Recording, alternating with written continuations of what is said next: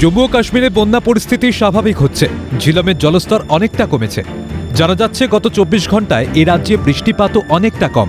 ঝিলমের সব উপনদীর জলস্তর এখন বিপদসীমার নিচে। উত্তর কাশ্মীরের অনন্তনাগ এবং বান্দিপোরা জেলায় বন্যা পরিস্থিতি কিছুটা ভালো। পরিস্থিতি পর্যবেক্ষণ করতে বন্যা কবলিত এলাকাগুলিতে যাচ্ছেন মুখ্যমন্ত্রী ওমর আব্দুল্লাহ। শনিবার দুর্গতদের ক্ষোভের সামনে পড়েন তিনি। जो उसका बनाया था फिर दूसरे को दिया, उसने उसी पर शुभ किया है। जब इसका एक पिलर हो लगेगा जनाब जनता पिलर भी आग लगी, ये बड़ा हो जाएगा सब भगवान निकलेगा।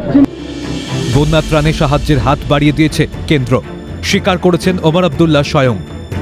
टीम गवर्नमेंट ऑफ इंडिया से जो है एक टीम भेजी जा रही है। उनसे जाहिर सी बात है हमारी गुजारिश होगी कि जितना वो हमें दे सकेंगे रिलीफ के तौर पे वो दें ताकि उसका सही इस्तेमाल हो।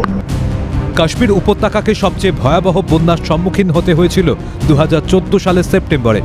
তারপরেই মোদী সরকার কাশ্মীরের বন্যা মোকাবিলার জন্য পরিকল্পনাও অনুমোদন করেন। প্রধানমন্ত্রী উন্নয়ন প্যাকেজের মাধ্যমে দেওয়া হয়েছিল কোটি কোটি টাকা। এবারের বন্যা ভয়াবহতা জানান দিল আদৌ কোনো কাজ হয়নি। এখন মেহবুবা মুফতি দুষছেন ওমরদের, ওমর দুষছেন মেহবুবাকে। पहले तो वो इस बात का जवाब दे कि उन्होंने खुद क्या किया। 18 तक तो वो खुद थी। 15 जनवरी में मैं चला गया, 15 पूरा, 16 पूरा, 17 पूरा, 18 आधा।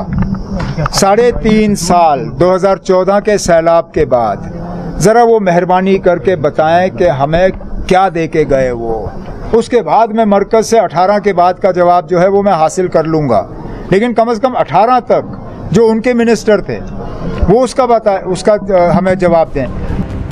পাক অধিকৃত কাশ্মীরের মানুষজনকে যখন পাকিস্তান সরকারের বিমাতৃসুলভ আচরণের বিরুদ্ধে পথে নামতে হয়, তখন ওমর আব্দুল্লাহর কথাতেই স্পষ্ট, কাশ্মীরের প্রতি বিমাতৃসুলভ আচরণ কোনোদিন করেননি, করেও না কেন্দ্রের বিজেপি সরকার।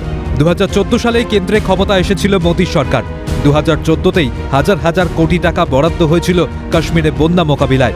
সে টাকা যে নয়ছয় হয়েছে তা স্পষ্ট। এখন মেহবুবা আঙুল তুলছেন ওমরের দিকে, ওমর মেহবুবার দিকে। ক্যালকাটা নিউজ।